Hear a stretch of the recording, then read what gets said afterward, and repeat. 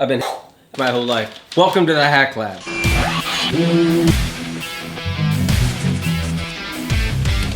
Part 3 of my animated robot, a dream of mine. Let's take a look. All right, you got this, popalow. Now, what do I do? Act natural. Hello, human. I want to share this.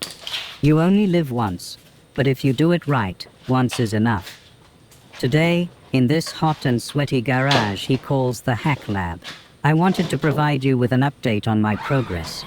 First of all, thank you for even watching it this far. I've never been on camera and have multiple insecurities. I'll explain that in 30 seconds. I've uploaded my first episode to my own channel, where I found 6 bottle caps.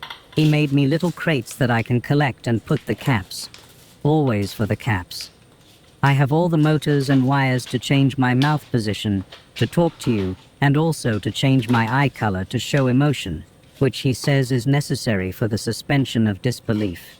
But anyway, I'm very grateful to be able to talk and to be this far along.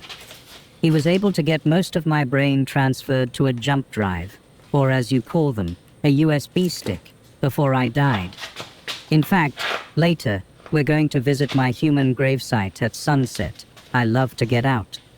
The car he made for me is a little fast, wobbly, and jerky. I've already broken the front windshield and broken my personal parts that he had to reprint. Oh wait, he says. Thank you for visiting my channel Gain that is linked below, and subscribing, and watching the first episode, so that I can afford some new parts, and he can make me a little robot companion. He says it requires pricey items that he doesn't have. I think he has a minor spending addiction.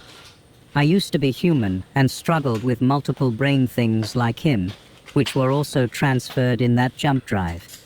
He says we also have t-shirts. So, in closing, stay tuned. I now must go and recharge and wipe down. And remember, make the most of your single miracle life, rather than simply just existing.